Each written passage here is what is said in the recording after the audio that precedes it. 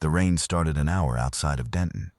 Caleb noticed it first as a smear across the windshield, the kind of rain that doesn't announce itself, just arrives, the way all bad things do, gradual and then overwhelming. Beside him, Miriam had her feet on the dashboard and her head tilted back against the headrest, eyes half closed, watching the interstate lights blur and smear above her. She was still wearing the corsage from the ceremony, white carnations, already browning at the edges from the heat of the afternoon. "You're going to get that mud on the upholstery," Caleb said. "The upholstery?" Miriam repeated like the word was funny to her. "My God, Caleb, we just got engaged. Live a little," he smiled. He couldn't help it. That was the thing about Miriam. She had this way of making the world seem slightly less serious than he'd always been trained to believe it was. He was a NASA field coordinator, which was a job that required you to take everything seriously, down to the torque specification on a circuit panel. She was a high school biology teacher who let her students name the lab frogs after philosophers. He thought maybe they balanced each other out. The ring glinted on her finger when lightning lit the sky. "We should have taken the highway," he said. "The highway adds 40 minutes. The highway doesn't dead end." She sat up. In the headlights, maybe 50 yards ahead, the road simply stopped. Not a fork, not a turnoff. The asphalt gave out into a mud track that disappeared into a tree line so dense it looked like a wall. Caleb braked slowly, felt the rear tires slip on the wet road, brought the car to a stop at the edge of the gravel. Rain hammered the roof. "Well," Miriam said. "Yeah." They sat there a moment. The GPS was trying to recalculate, spinning a little blue wheel in the dark. Outside in the woods, a light moved. Not car headlights, something higher up, diffuse, the color of old fluorescence. Both of them watched it without speaking. "That's a house," Miriam said. Caleb looked at the tire. He'd known it was low when they'd left the reception, had told himself he'd dealt with it in the morning. Classic Caleb Weiss logic. Defer the problem until the problem becomes the situation. He'd written a whole internal training memo about that failure mode back in 2019, which made it worse, because knowing about a cognitive trap and stepping into it anyway is a specific flavor of embarrassment. He got out into the rain, felt it hit him all at once, and crouched by the right rear wheel. Flat, completely, irretrievably flat. He stood up, looked at the light and the trees. "It's just a house," he said, more to himself than to her. The track through the trees was a quarter-mile of mud and loose stones, and by the time the structure came into view, they were both soaked through. Miriam's heels had gone into her bag 200 yards back. Caleb's jacket was over her shoulders, which left him in his dress shirt, translucent with rain, tie hanging limp. He looked, he would later think, exactly like the kind of person who deserved whatever was about to happen to him. The building was enormous. That was the first thing. Not strange-looking, not ominous, just enormous in a way that registered as wrong before anything else did, the way an animal will register a predator before it consciously identifies it. It was stone, 3 stories at least, with towers at either corner and windows that glowed with a warm amber light. There was music coming from inside, something with a heavy bass line, rhythmic, almost mechanical. Caleb could feel it in his sternum. "Do you think they have a phone?" Miriam asked. "Everybody has a phone. Do you think they have a landline? Because the cell service out here is, I know." He took her hand and they walked up the wide stone steps to the front door. It was iron, old, with a cast knocker shaped like a hand making a fist. He lifted it and let it fall. The sound it made inside was enormous, a deep resonant clang that seemed to travel through the stone of the building and come back changed. Then silence or near silence, just the rain and the music's bass pulse. Then footsteps, a lot of them, like a crowd shifting into position, which was a strange thing to be doing in response to a door knock at midnight in the middle of nowhere. The door opened. The man in the doorway was tall and pale, with cheekbones that belonged in a different century and eyes the color of old ice. He was wearing some kind of uniform, silver and black, with a high collar that framed his jaw precisely. He looked at them the way you look at a piece of furniture you've arranged incorrectly and are considering moving. A comprehensive, impersonal assessment that lasted about 2 seconds and then resolved into something closer to recognition. "Car trouble," Caleb said, because it was the most normal thing he could think of to say. The man, Caleb would later learn his name was Rift, though that wasn't quite right either. That was just the closest English approximation of a sound that involved a resonance the human larynx doesn't naturally produce. Tilted his head at a precise angle, exactly 45 degrees, like a calculation. "Yes," Rift said, "of course it is." And he stepped aside to let them in. The inside of the building was not what the outside had suggested. The outside suggested stone and age in some eccentric's remote estate. The inside suggested something that had been designed to look like that, the way a stage set is designed to look like a real room but is really just suggestion. The outline of normalcy with nothing behind it. The walls were covered in some material that looked like wood paneling but wasn't, that reflected light in ways wood doesn't, catching and holding it rather than bouncing it, so that the hallway they walked into had a quality of illumination that felt slightly too even, slightly too complete. The floors were black and white tile, freshly polished. The staircase that swept up from the entrance hall had a balustrade of something that looked like wrought iron but moved slightly in ways wrought iron shouldn't, as if adjusting to the weight of the air. There were people on the stairs. Caleb counted 11 before he stopped counting, because that was when he registered that they weren't quite right either. Most of them were human-shaped and human-sized, dressed in elaborate costumes, feathers, sequins, fishnet, leather, but the proportions were slightly wrong in ways that took time to process. Limbs a fraction too long, necks a touch too flexible, eyes set very slightly too far apart, enough to create a field of vision that would have been, Caleb thought, functionally wider than a human's, better suited to peripheral threat assessment. They watched Caleb and Miriam with an intensity that didn't read as curiosity. It read as assessment. The same assessment Rift had performed at the door, now multiplied by 11. Caleb had a brief, dissociative thought. This is what it feels like to be the specimen. "Don't mind the Transylvanians," said a woman from the top of the stairs. She came down slowly, and she came down like a statement. The woman, if woman was the right word, which Caleb was already beginning to suspect it wasn't in any precise sense, though it was clearly the right word in the sense that mattered, was over 6 feet tall in heels that added another 3 inches to that. She was wearing a black corset and a white laboratory coat over it, half-buttoned, and her hair was dark and theatrical. She moved with the exact calibration of someone who had spent time studying how bodies move through space, and had concluded that the most efficient path was also the most dramatic one. She stopped 4 steps from the bottom and looked at them. Caleb had been in a lot of high-pressure rooms in his life. Mission briefings, congressional hearings. The particular room in Houston where they'd told him that the mission he'd spent 4 years coordinating was being indefinitely postponed due to budget constraints, and he'd had to sit very still while people watched to see how he'd take it. Rooms where people were deciding what was going to happen to years of work and the careers of hundreds of people. He was good in those rooms. He understood the game. This was not one of those rooms, but his body was generating the same adrenaline. "You look like you've had quite an evening," the woman said. Her voice was warm and precise and slightly layered, as if there were harmonics to it that the human ear was catching only partially. "Newly engaged, I think, and wet through, and possibly a little frightened." She descended the final 4 steps and extended her hand. Her nails were perfect ovals, lacquered black. "I am Dr. Frank Furter, and this is my home. What remains of it anyway?" "Caleb Weiss," Caleb said, and shook her hand. It was warmer than it should have been. "This is Miriam." "Of course they are," Frank said, which was a strange response, and turned and swept back up the stairs. "Come, you'll want dry clothes, and you'll want to see the lab." "We really just need a phone," Miriam said. Frank didn't stop walking.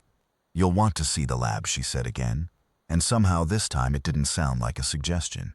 The lab was in the basement. That was where the music was loudest, and where the amber light was most concentrated, and where, Caleb understood the moment, he stepped through the heavy door at the bottom of the stairs, the actual work was happening. He'd been in laboratories his entire professional life, government facilities, private contractor spaces, research universities with the particular combination of underfunding and ambition that produces the best work. He understood what a working lab looked like, the organized chaos of it, the equipment humming at different frequencies, the specific quality of air that had been recycled through too many systems for too long. He understood what labs smelled like, felt like, sounded like. He had a vocabulary for laboratories that was more complete than his vocabulary for most human relationships. This was a laboratory in the sense that it contained equipment designed to manipulate and measure physical reality. Beyond that, the resemblance ended. The central chamber was 30 feet across and 20 feet tall. Along the walls were banks of instruments that Caleb couldn't identify, not because they were obscure pieces of equipment that he'd simply never encountered, but because they weren't any category of instrument he'd ever conceived of encountering. The readouts weren't in any numerical system he recognized. The materials they were built from weren't any alloy or polymer he could name. Everything hummed at a frequency that sat just below the threshold of conscious hearing, in that range where the body registers sound as physical sensation, a pressure behind the eyes, a resonance in the chest that you'd mistake for anxiety if you weren't paying attention. In the center of the room was a vertical chamber, roughly the size and shape of a telephone booth, made of what looked like crystal but which Caleb's instincts told him was nothing of the sort. It was warm, it pulsed very slightly. Inside it, visible through the translucent walls, was a human shape. "What is that?" Miriam said. Not a question. The tone of someone naming a fact before she decides what to do with it. "His name is Rocky," Frank said, standing at the central console with both hands resting on the surface, looking at the chamber with an expression that Caleb could only describe as hunger. Not predatory hunger, but the hunger of a person watching something they've worked toward for a very long time arrive at the threshold of completion. He's the culmination of 11 years of work, the perfect expression of a viable biological template. Every proportion optimized, every system refined. She paused. "You'll understand that I'm quite proud of him." "Is he alive?" Caleb asked. "He will be, in approximately." Frank glanced at a readout. 4 minutes. "Who is he?" Miriam said. "I mean, where did he come from? You said his name is Rocky, which implies he's not someone who was already." "He was assembled," Frank said, with the precision of someone giving the technically accurate answer to avoid the morally complicated one. "He didn't exist before I built him. He is an original construction. His genome is synthesized. His musculature is engineered to specification. His neurological architecture is patterned on existing human models, but..." She hesitated. "Refined? Refined how?" Miriam asked. "Every inefficiency removed. Every redundancy eliminated. He is what the human form could theoretically become, freed from the random noise of evolutionary drift." Frank's voice held the particular warmth of a craftsperson describing their masterpiece. "He is, within tolerable margins, perfect." "And what's he for?" Caleb said. Frank looked at him. Something shifted in those wide-set eyes. "He's mine," she said simply. The Transylvanians had followed them down. They lined the walls now, watching the chamber with the same assessing intensity they'd applied to Caleb and Miriam in the entrance hall. Rift was among them, standing at the edge of the light, his silver uniform immaculate. His sister, Caleb had gathered she was his sister, or something like it, a woman called Meg, whose English seemed to be a second language, and who watched everything with the bright, cold attention of a raptor evaluating a field for prey, stood beside him. Caleb watched the two of them watching Frank. He'd spent enough time in organizations to recognize the particular quality of attention that meant something was wrong with the hierarchy. He'd seen it in rooms where a project director had lost the confidence of their team, but not yet their position. In rooms where a decision had been made above everyone's heads, and the people in the room knew it, and were waiting for someone else to say so first. He recognized it the way you recognize a stress fracture in a load-bearing structure. Not always visible from the outside, but you can feel it in the geometry of the room, in the way people arrange themselves around the central point of tension. Rift and Meg were not looking at the chamber the way devotees look at an altar. They were looking at it the way engineers look at a system they believe has been running past its intended operational lifespan. The chamber began to glow. Rocky Horror walked out of the chamber and into the light, and the room responded. The Transylvanians surged forward and then back, a wave motion, like a tide meeting a seawall. Frank moved toward her creation with her arms open and her coat trailing, laughing a high, electric laugh that rang off the hard walls and the crystal of the empty chamber. The music from somewhere above them shifted into something faster, more percussive, a rhythm that matched the pounding in Caleb's temples. Rocky was, objectively, a remarkable piece of work, 6'3", proportioned in the way that classical sculpture is proportioned. Not realistic, but an argument for what the body could theoretically be, the platonic form of the body rather than any particular instance of it. He moved through the room with the careful deliberateness of something that had just learned what moving was. Each step a small decision, each turn of the head a conscious allocation of attention, registering stimuli one at a time and recalibrating between each. His eyes, when they found Caleb's, were focused and confused and very, very new. Caleb looked at those eyes for a moment. He thought, he didn't ask for this. It was an odd thought to have in the moment, and he pushed it aside. And then later he would be glad he'd had it, because it was the thing that had first made him understand that the situation was not simply about him and Miriam, and the question of how they were getting home. "He's beautiful," Frank said, taking Rocky's face in both hands, turning it toward her with the proprietary tenderness of someone handling something they have made. "Isn't he?" "He seems disoriented," Miriam said. "Is that normal?" "His pupils aren't tracking symmetrically. He's perfect." Frank's voice had an edge in it now. "I know my work. I believe you," Miriam said. "I'm just noting an observable condition. His nervous system is brand new. Give him time." Frank looked at her.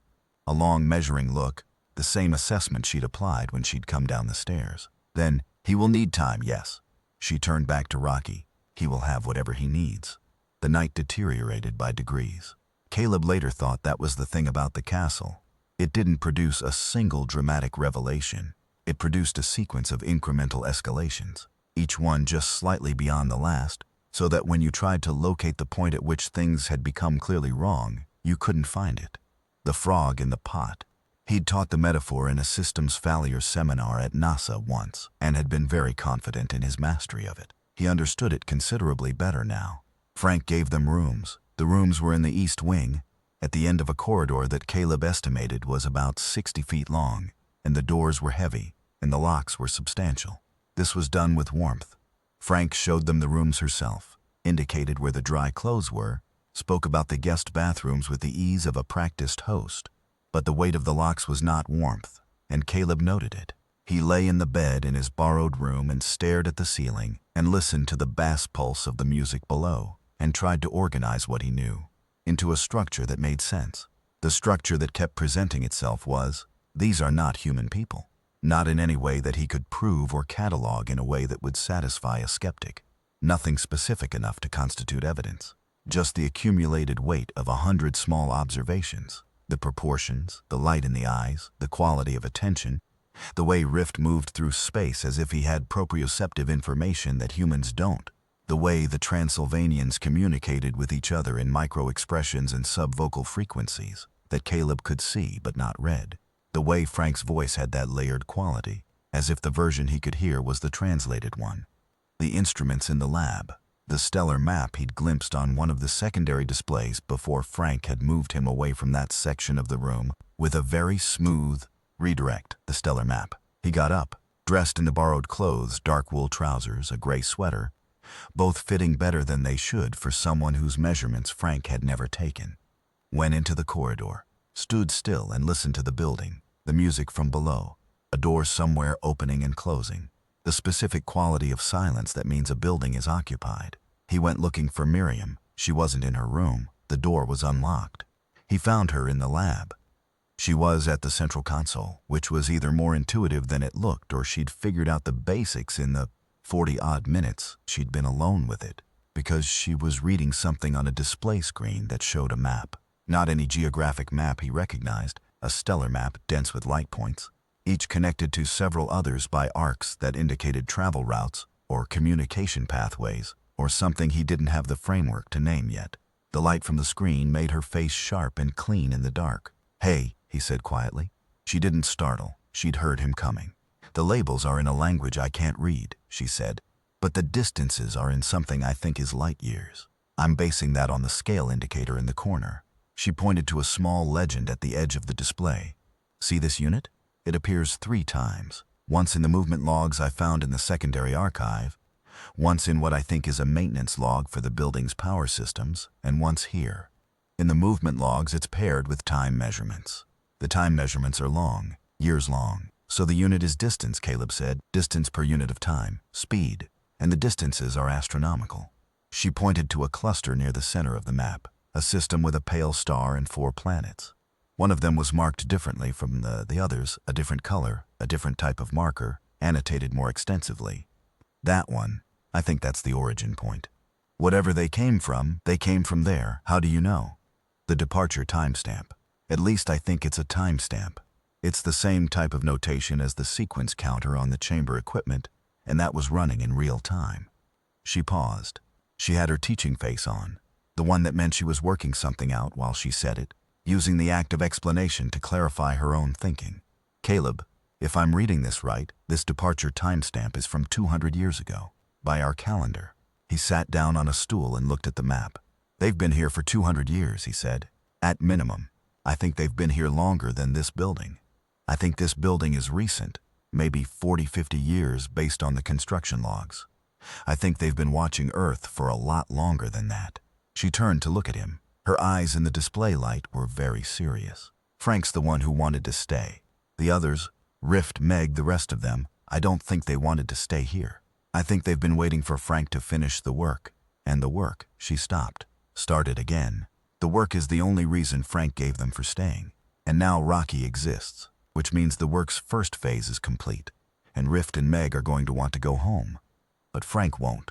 I don't think Frank knows what comes next. The work was the reason. The work was the answer to every question about why they were still here, and now. She gestured at the display. I think Frank has been looking for a way to make this planet the answer instead of the work. All right, Caleb said. He was quiet for a moment, running through the architecture of what she'd laid out. The work. What's the work actually aimed at? Not Rocky. Rocky is the proof of concept. What's the underlying question? Miriam pulled up a secondary diagram. It showed what looked like a biological schematic, densely annotated, cross-referenced, with notation systems layered on top of each other in different colors. Some of the notation he could half read as genetics adjacent, close enough to his own scientific education to be recognizable as biology without being parsable as any specific methodology he knew. I think they've been trying to understand something about the human template, something about how it persists. Why, despite everything, we're still here. About why we're still here, Caleb repeated. Miriam looked at him. 200 years, he said. They've been here at least 200 years, longer probably, watching, studying, building a facility, building cover, going through the work of staying hidden, from people who have spent 50 years specifically looking for evidence of exactly what they are. He stood up, walked to the display. That's not curiosity. That's not scientific interest. Or it's not only that. He looked at the stellar map, at the pale star and the 4 planets, and the one that was marked differently. That's assessment. She was quiet for a moment. I think you're right. They're not afraid of us, Caleb said. Frank isn't afraid of us. The Transylvanians aren't afraid of us. Rift wasn't afraid when he opened the door. But they've been studying us for 2 centuries, and they're still studying us, which means they found something they don't understand, something they need to understand before they can. Miriam stopped. Before they can decide what to do about us. From somewhere above them, they heard Frank's voice, not speaking but singing, that precise layered voice drifting down through the floors of the building. Something about not dreaming it, being it.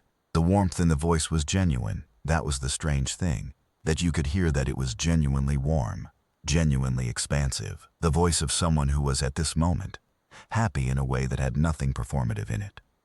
We need to find out what they're planning, Caleb said, and we need to find out if there's any way to. The door at the top of the stairs opened. Rift stood in the frame, looking down at them. The silver uniform was immaculate even at whatever time it was. 2 in the morning, Caleb guessed. He didn't look like he'd been asleep. He looked like he'd been waiting for this precise moment. He didn't speak for a long moment. Then, you're more observant than the previous ones, he said. His voice was flatter than Frank's, more clipped, as if it had been more recently acquired. Learn to function, not learn to perform. Most of them take longer. Previous ones, Miriam said. There have been others, Rift said. The road has been dead-ending for some time. He came down the stairs slowly. He was, Caleb estimated, paying very careful attention to how he moved, calibrating his body language to something a human would read as non-threatening, which was not the same as moving naturally. It had the quality of translation, like someone speaking a second language very carefully. You should know, Rift said, that I am not your enemy. No, Caleb said carefully. Just your employers. Something moved in Rift's face that might have been appreciation. Caleb was starting to be able to read him a little. Not the way you read a person whose expressions you know, but the way you read a place. Getting better at it the longer you're in it, learning which features mean what. Frank is not my employer, Rift said. Frank was. He paused, chosen the wrong word, adjusted. Frank was my responsibility. In the same way that this, he gestured at the building, the ceiling, the planet above it, was our responsibility.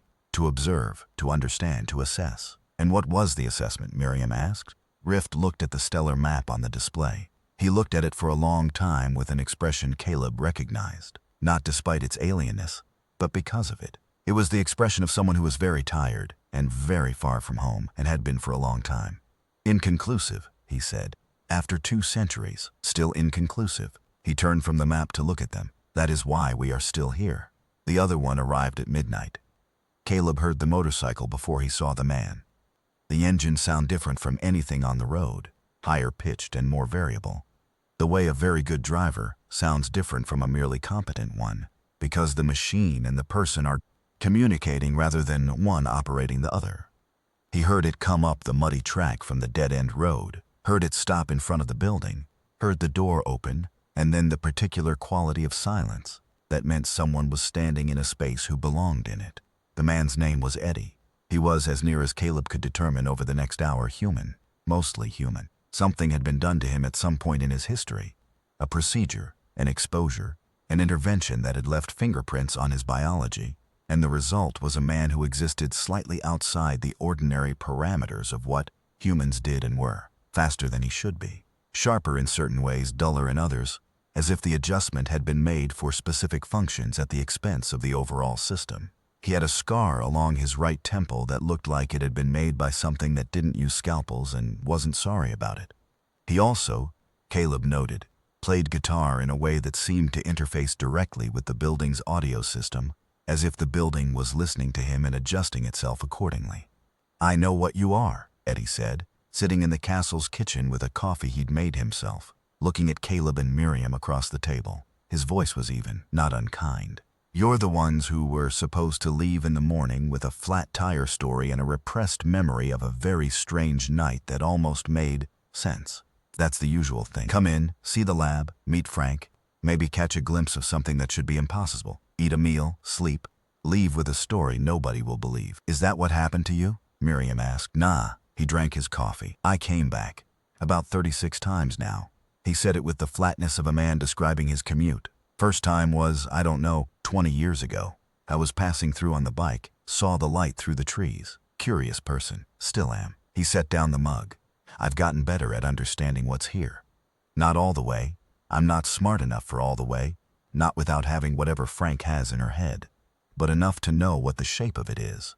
"What is the shape of it?" Caleb asked. Eddie leaned back in his chair and looked at the ceiling for a moment.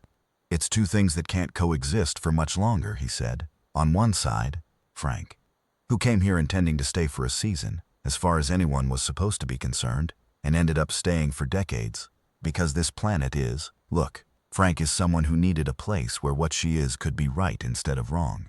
She found that here, or found enough of it to stay." He paused. "On the other side, Rift and Meg and the rest of them, who came here for a job, not for a life, and who have been waiting for Frank to agree that the job is done so they can go home. And they want to go home. Deeply, sincerely, every day want to go home. But they won't leave without Frank." "Why not?" Miriam said. "Because Frank is their responsibility. I told you that's what Rift said. And I know Rift. He means it the way you mean blood. You don't leave without your blood." Eddie shrugged. "It's not their word for it, but that's what it is." "So they're trapped," Caleb said. "Frank's trapped, and they're trapped with her. And the trap is the work. Because as long as the work exists, Frank has a reason to stay that isn't just, 'I don't want to go back,' which is the real reason, which Frank can't say, because you can't build a 2-century scientific expedition on 'I don't want to go home.' You need a justification the institution will accept." He stood up, took his coffee to the window, and looked out at the rain. "Rocky is the justification. Rocky is always the next justification. And when Rocky's complete," he stopped. "Well, now Rocky's complete, and we're going to find out what comes next." Caleb went back to the lab after Eddie went to bed. He spent 2 hours at the secondary console, working through what he could read with the patient, methodical attention he'd learned from years of working with instruments whose outputs required interpretation. He couldn't read the language. He could read the structure of the data, the shape of it, the relationships between measurements, the cadence of the recording intervals. What the data told him was this: they had been watching Earth for a very long time. The earliest records in the secondary archive were fragmented, partial downloads from what seemed to be a much larger repository somewhere else, the way you'd have a working copy of a database rather than the master. But the timestamps went back far further than 200 years, much further, centuries further. They had been watching humanity since before the Industrial Revolution. possibly before the printing press. And in all that time, the assessment had remained inconclusive. Caleb sat in the amber light and thought about that. He thought about what it meant to watch something for centuries and still not understand the fundamental thing about it. He thought about what you'd be looking for if you were trying to understand why a species persisted. What qualities, what mechanisms, what structures. He thought about his own field, about the years he'd spent working on long-duration space missions, on the question of what happened to human beings who were removed from their ordinary contexts and placed in extreme conditions for extended periods, about the studies that had tried to isolate the factor that determined whether a crew was high-performing or dysfunctional, whether individuals deteriorated or held together, whether the mission came home. The honest answer, which the studies kept arriving at and which nobody in the program was entirely comfortable with, was that the factor was almost impossible to isolate. It was something interpersonal, something that existed between people rather than within them, something that emerged in the quality of a particular conversation, in the way one person responded to another's distress, in the specific small act of handing someone a cup of coffee without being asked and saying nothing. The thing that made humans endure wasn't in the genome. It wasn't in the neurological architecture. It was in the interaction. He sat with this for a while. Then he went to find Frank. He found her in the ballroom. This was a room he'd only glimpsed on their initial tour. A high-ceilinged space with a sprung wooden floor and mirrors along one wall and elaborate lighting rigs overhead, the kind of room that existed entirely for the purpose of being seen in. Frank was at the far end, in front of the mirrors, still in her laboratory coat. And she was in the middle of something that had the grammar of dance, without its public dimension, moving through something privately, in a room that had been designed for the opposite of privacy, working through something the way you work through a difficult piece of music alone in a room before you'll let anyone hear you play it. She saw him in the mirror and went still. Caleb stopped at the edge of the ballroom. He was alone. Miriam had gone back to her room an hour ago, and he'd chosen to come here himself, without conferring with her, because the conversation he wanted to have didn't need a second person. It needed one, just one, and a certain kind of quiet. "If you're here to tell me the work is flawed," Frank said, her back still to him, her eyes on his reflection, "I've heard it, 31 years of hearing it." "I'm not," Caleb said. "The work isn't flawed." She turned. "The work is answering the wrong question," he said. "That's different. The work is doing exactly what it's designed to do. The design is what needs to change." Frank looked at him. She had dropped the theatrical register entirely, somewhere between the lab and this room, and what was left was something more stripped down, still precise, still formidably intelligent, but quieter. "Explain," she said. "You've been trying to isolate the mechanism that makes humans persist," Caleb said. "You thought it was biological. You've spent decades looking for it in the genome, in the neurological architecture, in the physiological parameters. And you haven't found it. And you've built Rocky, who is biologically perfect by any standard. And Rocky is." He paused, chose the word. "Rocky is not the answer to the question you're asking. Rocky is a proof of concept," Frank said. "He was never intended to be. I know. But the proof of concept proves the concept, and the concept is that you can build the optimal human body. And you can. Rocky demonstrates that. But the body isn't where the answer lives." He walked a few steps into the ballroom. "It lives in what happens between people, in the specific texture of how humans treat each other when things are bad, the stories they tell each other afterward, the fact that somebody sits with you in the dark and stays." Frank was very still. "You've watched us for centuries," Caleb said. "You've seen it. You know I'm right. It's not." She stopped, looked at her own hands. "It's not something that can be formalized, studied systematically." "It's not. It absolutely can," Caleb said. "It's being studied. It's been studied for decades. The interpersonal dynamics of high-stress groups, the mechanisms of psychological resilience in extreme conditions, the specific qualities of human social bonds under pressure. The literature is enormous and it's growing." He paused. "And it's studying the wrong thing too, for the most part, because it's studying individual humans. And the thing doesn't live in individual humans. It lives in the interaction." Frank looked at him for a long time. "You want to stay here," Caleb said. "Not because of the work. The work is what you told Rift. The work is the reason that's acceptable to the institution. The real reason is that this is the first place you've been where what you are isn't wrong." He said it as simply as he could, and leaving would mean going back to the place that decided that. The room was very quiet. And so the work never finishes, he said. Because as long as the work isn't finished, you don't have to choose. Frank sat down on the edge of the ballroom floor. Just sat down, all that height and precision folding itself onto the sprung wood, and looked at the mirrors. At her own reflection, the white coat, the dark hair, the laboratory-precise hands, the slightly too wide eyes. The person she had built from nothing, on a planet that wasn't her own, in the absence of permission. "You're right," she said finally. Her voice was quiet. Caleb sat down too, cross-legged on the wood at a comfortable distance, not crowding, just present. "The question is what you want to do about it," he said. "Not about the work, about you." "I don't know," Frank said. "Okay," Caleb said. "That's allowed. You don't have to know tonight." They sat there for an hour. They talked about the work, really talked about it.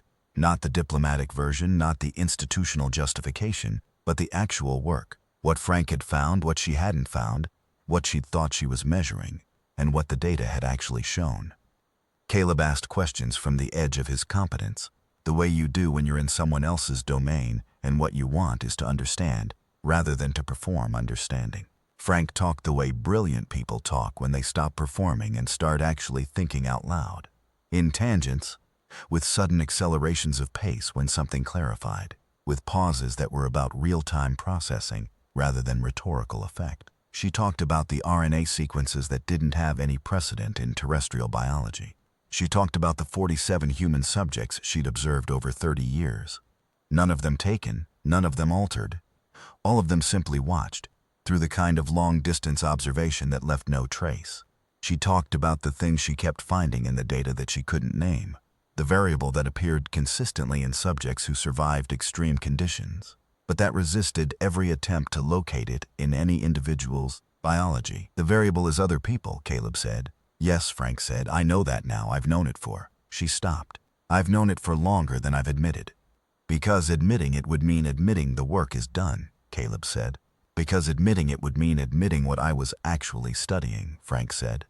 "Which wasn't the biology. It was." She looked at her hands. "It was the thing I didn't have. The thing I was trying to understand from the outside." The room held that for a moment. "You had it tonight," Caleb said. "Whatever version of it is available to you in this building, in this situation, you had it. Rocky needed help and Meg and Rift were there. You needed the work and it existed. Eddie keeps coming back." "Eddie is," Frank started. "Eddie keeps coming back," Caleb said again. "That's the thing. He keeps coming back. That's not obligation. That's choice." He paused. "The thing you've been studying is made of choices. It's made of the choice to stay. And you can choose that too. But," he said it carefully, "you have to actually choose it. Not hold it out of reach as the carrot you're always approaching. You have to let it be something you have." Frank was quiet for a long time. "Rift and Meg deserve to go home," she said finally. "Yes," Caleb said. "And I." She stopped. "I should let them." "You should," Caleb said, "and you should choose what you want to do after that. Not as a concession. As an actual choice, with real options." "The diplomatic process," Frank said. "The official channels, the 17 subcommittees." "I said that earlier," Caleb said, slightly surprised. "I was listening." Something in Frank's expression shifted into something that was, definitively, humor. "You have an extremely human way of making impending institutional chaos sound like a comfort." "It is a comfort," Caleb said, sincerely. "The subcommittees mean the thing is real. It means it happened. It means there are humans in rooms arguing about what to do about you, which means you exist for them in a way you haven't before." Frank was quiet. "Then I want to do the work correctly," she said. "The real work. The thing I was actually studying without admitting it. Legitimately, in dialogue, with people who wouldn't find what I am to be something wrong." "That is available," Caleb said. "I can make that available. Not instantly, not without the subcommittees, but available." "And I would choose," Frank said. "I stay and choose rather than stay and wait." "Yeah," Caleb said. "That." Miriam came to the ballroom at some point after 2, and Eddie came to the doorway behind her, and Rift and Meg came down the stairs a few minutes after that. And at a certain point the conversation became the kind of conversation that doesn't require anyone to be in charge of it. It just needed space and people willing to stay in it. Rift and Meg sat on the ballroom floor, which Caleb had not expected them to do. And Meg said more in the next 2 hours than he'd heard her say the entire previous part of the night. Her English was better than she'd been performing. She'd been performing something, Caleb understood, a kind of watchful reserve that wasn't her native register. Her native register was direct and fast and occasionally very dry. She had opinions about the work that she'd clearly been holding for years. And Frank took those opinions without the usual territorial bristling, which was how Caleb understood that something had genuinely shifted. Eddie played guitar in the corner. Not performing, just playing. The same way Frank had been dancing when Caleb had first found her, something done for itself. At some point, Miriam said, "I want it on record that the thing you found is real, what you were studying, the variable. It's real, and it matters, and the fact that you spent 30 years looking for it means you understood something about us that we don't always understand about ourselves." Frank looked at her. "You came here from a place that told you something was wrong with you," Miriam said, "and you spent 30 years on a planet full of things that were differently wrong or differently right, depending on the day. And what you found was the thing that makes the difference, the thing that makes wrongness survivable." She paused. "That's worth noting, for the archive." Frank's expression was something Caleb didn't have a word for in any language he spoke. "It's noted," Miriam said. "I'm a teacher. I'll remember." The Transylvanians left 3 days later, just before sunrise on a Thursday, and nobody saw them go except the 4 of them who were standing in the trees at a respectful distance. There was a sound like a sustained bass note that Caleb felt in his sternum more than he heard with his ears, and a light that was not quite any color he could name.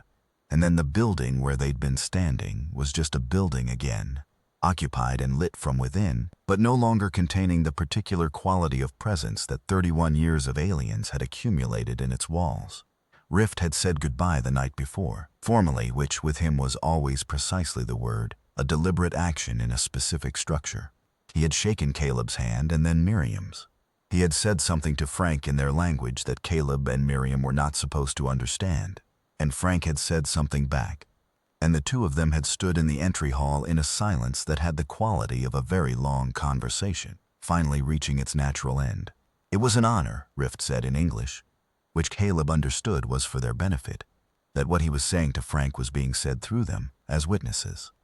The work was an honor, even when it was wrong. Especially then, Frank said. They were quiet for a moment. "I will send communications," Frank said. "I know you will," Rift said. He looked at Caleb one final time. Caleb returned the look, and in that exchange something passed that he would spend years afterward trying to describe and never quite manage. Not gratitude, which was too simple, and not warning, which was too adversarial. Something that acknowledged what the night had been and what came after it. Something that said, "You understand now. Yes, I know. Carry it carefully." Caleb had made 4 phone calls before he and Miriam drove away that first morning, and the person on the other end of the 4th call had said, in a voice that was very carefully not panicking, that he would make some other calls and that someone would be in touch, and that under no circumstances should either of them talk to anyone else about this. And Caleb had said he understood, and the person on the other end had paused for a long time and then said, "Is it real? Is it actually real?" "Yeah," Caleb had said. "It's real." And the person on the other end had been quiet for one more moment and then had said, "Okay, just that, okay." Which was, Caleb had thought, exactly the right response. The only right response to something that changes the entire geometry of everything you know. "Okay, here we are. Now what do we do?" The first official meeting happened 6 weeks later, in a building that was officially a storage facility for decommissioned agricultural equipment. It was a disaster in the ways Caleb had predicted and 2 additional ways he hadn't. Frank showed up in the white coat with her particular way of occupying space, and the 3 government scientists showed up with their particular way of needing things to fit into existing categories. And the first 90 minutes were a territorial negotiation conducted through the medium of scientific methodology, which is to say it was 2 different frameworks trying to establish dominance while pretending to cooperate. Frank was, professionally speaking, devastating. She had spent 30 years thinking carefully about how human scientists thought, what their frameworks were, where their assumptions lived. She knew how to work inside those frameworks better than most of the people who had built them. And she was not trying to be destructive. That was the thing that surprised the government scientists, Caleb thought, more than anything else about her. She genuinely wanted the work to proceed. She genuinely wanted colleagues. But she had spent long enough operating alone that she'd lost the habit of performing less than she was. And performing less than you are is a significant part of early-stage scientific collaboration, because full capability deployed without restraint reads as aggression, even when it isn't. Somewhere in the second hour, one of the scientists, a young woman, mid-30s, with a background in synthetic biology and the specific quality of focus that means someone is actually listening rather than waiting for their turn to speak, said, "Wait, go back. The RNA sequencing in the tertiary expression, can you show me that again?" Frank showed her. The young scientist looked at it for a long time. Then she said very quietly, "That's not possible." "No," Frank agreed, "it isn't." They looked at each other across the table with the particular expression of two people who have just found the edge of what either of them knew, which is the expression that means the actual work is about to begin. Miriam taught her junior class about mitosis that October. She stood at the front of her classroom with the model cell in her hands, the rubber one with the removable nucleus, which she'd had for 11 years, and which had lost one of its mitochondria sometime in 2019 and never recovered it. And she explained about division and replication and the fundamental fact that life perpetuates itself by making copies of itself and then changing the copies slowly, over time until something new is possible. A student in the third row raised her hand. "Is it true you met an alien?" Miriam had been waiting for this question for 6 weeks, ever since the first very carefully managed press release that hadn't actually said anything while technically not lying about the thing it wasn't saying. "I met someone from a very long way away," she said, "who had been studying us for a long time." Were they scary? She thought about Frank in the ballroom at 2 in the morning, the expression on her face when she'd said she wanted it on record. She was lonely, Miriam said, and she was brilliant. And she'd built a whole life on a planet that wasn't hers, in a language that wasn't her first, trying to understand something that turned out to be something she already knew. What was she trying to understand? Miriam set down the model cell. "Why we don't stop," she said, and the answer was, she paused. The answer was that it's not a thing you can isolate. It's a thing that exists between people. It gets passed on, not genetically, but in other ways, through stories. Through the specific fact of having been in a room with someone else when things were bad and coming out the other side. She stopped, looked at her students. 17-year-olds who had grown up in a world that had just gotten significantly stranger and were sitting in a biology classroom on a Tuesday morning trying to figure out how all of it fit together, through the act of explaining it to someone else. Right now, in this room, the classroom was quiet. "She studied us for decades," Miriam said. And what she found was that the most important human survival mechanism isn't in the genome. It's not a protein or an enzyme or a regulatory sequence. It's the fact that we tell each other what happened. We sit down with the people we trust and we say, "Here's what the night was like. Here's what it felt like to be there. Here's what I was afraid of, and here's what I did anyway." And somehow that gets into the next person, and the person after that. And it becomes not a thing in a body, a thing between bodies, a thing between people. She looked out the window. The October sky was very blue and very high, the kind of sky that goes so far up you can almost see the dark behind it. She wanted to bottle it, Miriam said. She wanted to synthesize it, replicate it, take it home in a vial, and she couldn't, because it doesn't work that way. She picked up the model cell again. But she's still here, working on it the right way, with the right questions, and I think she's going to figure something out. She set the cell down. "Okay," she said, "back to mitosis. There is a photograph, taken 6 months after the first official meeting, that was not released publicly for another 4 years. It shows a conference room in the building that is officially a storage facility for decommissioned agricultural equipment. In the photograph, 6 people sit around a long table. 3 of them are human scientists. One of them is Frank, in the white coat, her dark hair pulled back, her hands on the table in front of her. One of them is the young synthetic biologist who had said that's not possible in that first meeting, who has not, in the 6 months since, gone more than 3 days without returning to the facility. One of them is Caleb, who has a new job title that doesn't accurately describe what he actually does, which is essentially, be the person in the room who remembers that the point is to get along. All 6 of them are looking at the same display screen. The display shows the result of 6 months of collaborative work. Long and complex and annotated in 2 languages and 1 notation system that is still being translated. It shows something that 2 weeks ago did not exist anywhere in human science, a structure, an architecture, not biological, not mechanical, not informational in any framework either side fully possesses yet. Something new, The expression on Frank's face in the photograph is the expression of someone who has found the right question. It took a while. It usually does. But there it is. The road outside Denton has been repaved. The dead end is still there. County budget constraints? Nothing conspiratorial. But there's a proper turnaround now, and a sign and cell service that's been upgraded to handle the increase in traffic. Because people do come out there now. Not many, and not always knowing exactly why, but drawn by the story that got out eventually, the way all stories do. They drive out past the tree line and look at the building that's visible now through the trees. The lights in the upper windows, the smoke from the south chimney, the occasional sound of music, and they try to put together what they've heard with what they're seeing, and mostly they can't, because the story is too strange for the daylight version of the world. But sometimes, late, when the light in the building is amber, and the music is coming down through the trees and the sky above the tree line is very dark and very full, people will stand by their cars on the repaved road and feel something. Not fear exactly, not wonder exactly. Something that sits between them, older than either, and more honest. Something that says, there are things in this world that are not you, and they are not like you, and they are out there, and you are still here, still going. There was a line from an old thing that some people still watch at midnight in theaters and throw things at and call out to the screen during. A line about humanity, being like insects crawling on the planet's face, lost in time and lost in space and meaning. It meant to be an ending, a dismissal, a verdict. But the thing about crawling is, it gets you somewhere, it gets you here.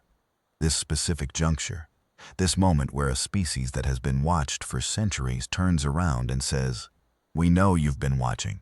We know what you've been looking for. We can help you find it, and it's stranger and simpler than you thought. And it was in this room the whole time. Miriam's corsage dried out completely and fell apart in the car, and she kept the petals in a glass dish on her desk. And they were still there 2 years later. And when her students asked what they were, she told them the truth.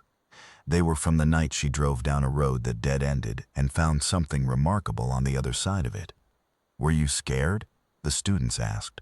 Very, she said, but you stayed? She looked at them, all those faces, all that open-ended potential, all those people who were going to walk into the world that was now dramatically stranger than it had been 3 years ago, and find ways to live in it and build things in it and hand something to the people after them.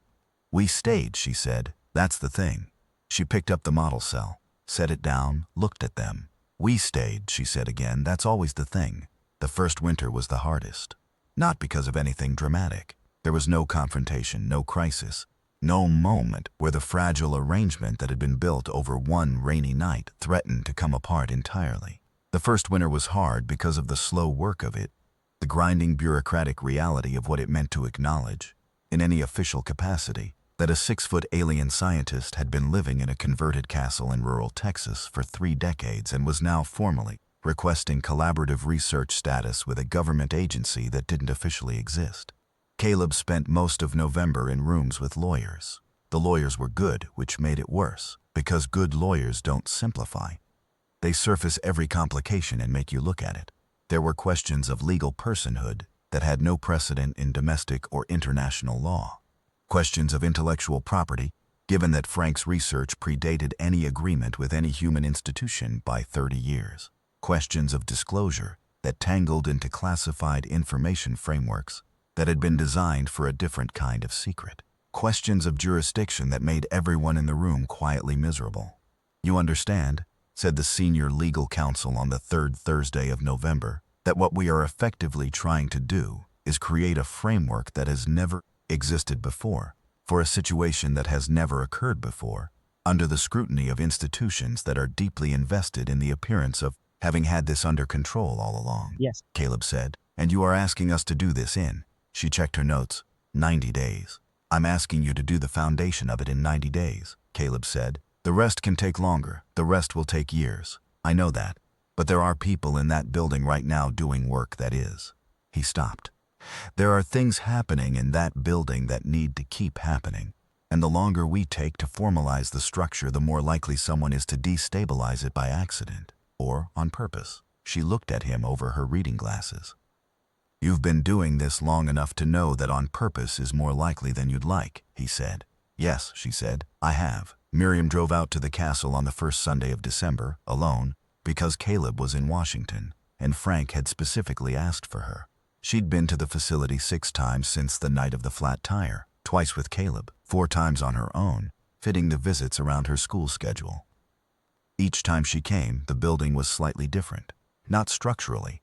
The stone was the same stone, the iron door was the same iron door, the sprung ballroom floor was the same floor. But the quality of occupancy was shifting. The building was becoming, slowly and unevenly, something that a person lived in, rather than something that a person worked in. Frank had put bookshelves in the east corridor. Human books, she'd been accumulating them for years. Miriam gathered, but they'd been in storage, categorized rather than displayed, part of the research archive rather than part of the living space. Now they were shelved imperfectly, the way books get shelved when you're putting them out to read rather than to reference. Spines out, some horizontal, a coffee mug sitting on a stack in the corner. You redecorated, Miriam said. Eddie brought boxes from the storage unit, Frank said. I thought. She paused. I thought they should be somewhere I could see them. The books you read or the books you collected? Both, Frank said. I read most of them. I started reading to understand the language better, and then... She looked at the shelves with an expression that was somewhere between pleased and slightly surprised at itself. And then I kept reading, even after I understood the language.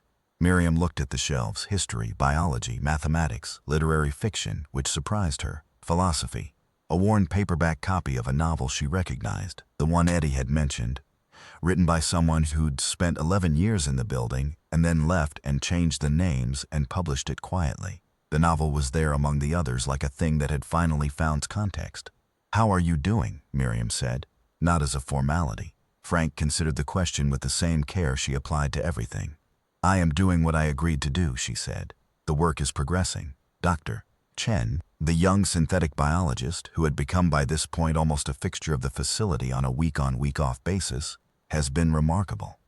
The framework we're developing for the interaction variable it's beyond what I expected to achieve in this period. That's not what I asked, Miriam said. Frank looked at her, then looked away at the bookshelves. I miss Rift, she said, and Meg. I didn't expect to miss them specifically. I'd expected to miss the arrangement, the routine. But it's them I miss. The specific texture of their presence. She paused. Is that? Miriam offered. I was going to say, is that what grief feels like? Yes, Miriam said. That's what grief feels like. Frank was quiet for a moment. They communicated last week, she said. Rift did. Through the secondary relay system, it functions like a very slow form of correspondence. The signal takes weeks, but it arrived. She looked at Miriam. He said the work here had been presented to the institution. He said it was received not well. Not immediately, but received. He said there will be more correspondence. That's good, Miriam said. He also said, Frank paused. He said what you and your kind have done, what you have always done, is what the long study could not quantify, but what any afternoon in your company makes obvious. You insist on each other. That is the untranslatable thing. You insist on each other. The December light came through the east window, pale and low-angled. Miriam looked at it. Yes, she said. I think that's right. Rocky left in the spring. It was not ultimately Caleb or Miriam or Frank who had told him what was possible. It was Eddie. Because Eddie had the particular kind of patience that comes from having made all the same mistakes yourself. He'd spent 2 months sitting with Rocky in the evenings, talking in the unhurried way you talk when there's no agenda. And what had emerged from those conversations was a person who was very new but who was undeniably interested in things, in everything, in the specific human capacity for interest that is maybe the most impractical thing about humanity and possibly the most essential. Rocky's interests turned out to be mechanical engineering and, inexplicably, birdwatching. The birdwatching had started because Frank's facility was adjacent to a wildlife corridor, and there were things moving through the tree line in the mornings that Rocky had noticed before anyone had told him what they were. And he'd found a field guide in Frank's bookshelves, and had been going out at dawn for 6 weeks before anyone realized what he was doing. He left on a Thursday in April, in Eddie's car, with a backpack that Eddie had helped him pack, and a life that was entirely his own invention. He stood in the doorway of the castle and looked at Frank with those wide, clear, new eyes, and Frank looked back at him. You built me well, Rocky said. I tried, Frank said. It worked. He paused. I thought you should know it worked, not the way you intended. But it worked. Frank nodded. He walked down the steps and got in the car. and they drove away down the muddy track, and Caleb watched from the front steps and thought, he didn't ask for this and he got it anyway, and he's doing something with it. Which is, when you think about it, the description of every person who has ever existed. Summer came and the work accelerated. Dr. Chen was there full-time by June, living in the guest wing with Frank's blessing, and her own growing collection of incomprehensible handwritten notes that she transferred to her laptop every evening in long sessions that went past midnight. A second scientist joined in July, a physicist named Dr. Okafor, who had been working on unified field theory and who had spent his career being told he was asking the wrong questions, and who, upon meeting Frank, had sat down across from her and said, "You've seen a working hyperdimensional drive, haven't you?" And Frank had said yes, and Dr. Okafor had taken 3 deep breaths and then said, "Can I see the data?" The data took 11 months to work through together. They were still working through it 2 years later. What they were building in the process was something that didn't have a name yet. Wasn't quite physics, wasn't quite biology, wasn't quite any disciplinary framework that either side had brought to the table. It was something that emerged from the conversation between the frameworks, which was maybe the point, which was maybe what Frank had been studying all along without knowing how to say it. The thing that emerges from the conversation. The thing that exists between people who are looking at the same problem from different angles, and who are, crucially, willing to stay in the room together long enough for the new thing to appear. Caleb ran the institutional side. It was, as predicted, a sequence of disasters that gradually accumulated into something functional, which is a standard description of how institutions work.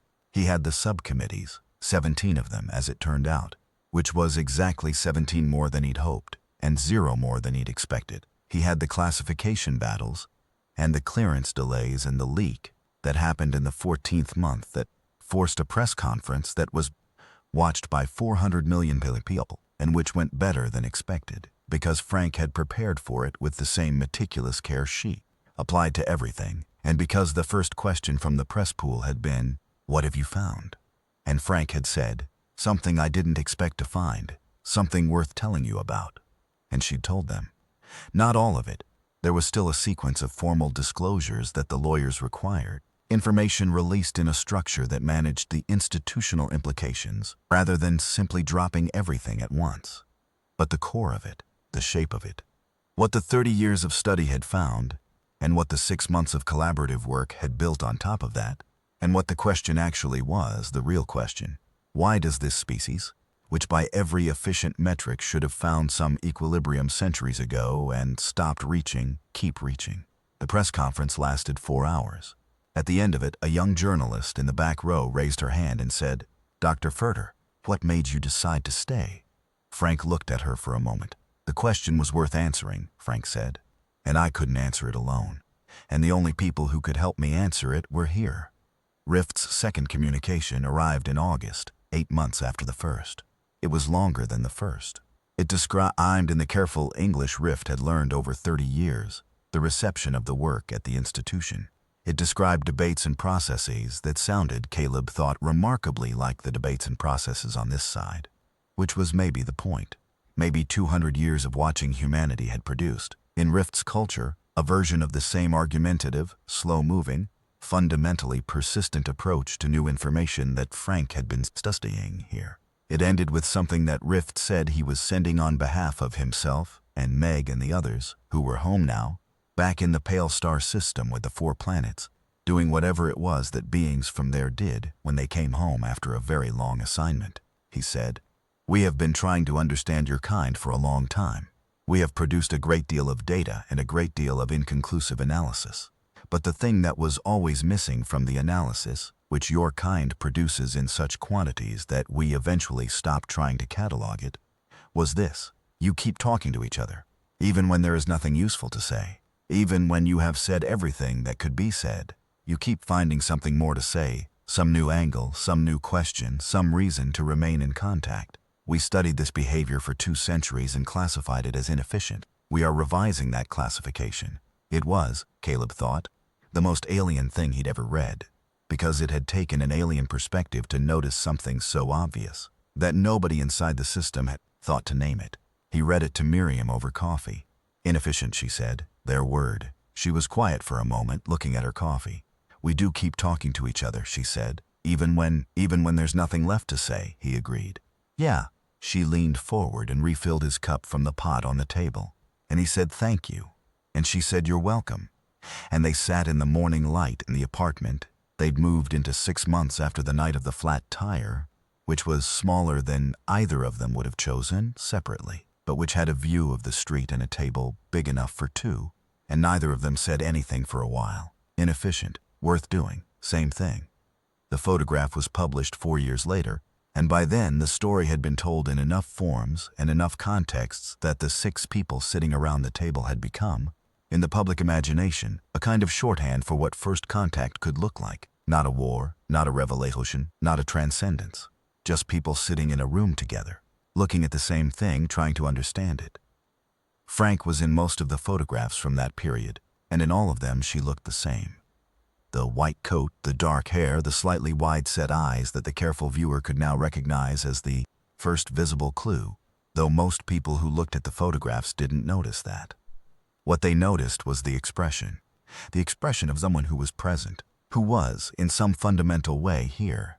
Here was a word she used a lot in the interviews, when she gave them. Asked where she was from, she would say, I am from here. Asked what she meant, she would say, I mean here, this specific place, this conversation, this problem we are all looking at together. It was, depending on who you asked, either evasive or the most precise answer possible. Caleb thought it was both. The corsage petals were still in the glass dish on Miriam's desk in the spring of the 5th year, which was when her student asked about them for the first time in 2 years. This was a different student, a junior who had been in elementary school the year Caleb and Miriam had driven down the dead-end road, who had grown up in the world that had been produced by that night rather than the world before it. They're from a night a long time ago, Miriam said, when something changed. Were you scared? The student asked. I was very scared, Miriam said. But you stayed? She thought about the ballroom floor at 2 in the morning. She thought about Caleb sitting cross-legged on the wood, talking to Frank with the particular kind of patience that you only have when you've decided that the conversation is worth having, no matter how long it takes. She thought about Rift's expression when he'd come down the stairs and found them at the console, and the thing in that expression that was the same across every possible translation, the recognition, the exhausted relief of someone who had been hoping for exactly this and hadn't been sure they'd find it. She thought about the thing that had been studied and found and named and built on, the thing that exists between people, not in them, the thing that can't be bottled or synthesized or extracted from the interaction and put somewhere else, the thing that only works when you stay in the room. We stayed, she said. That's always been the thing, that we stay. She set down the glass dish, looked at her students, all that open-ended potential. Okay, she said, let's get to work.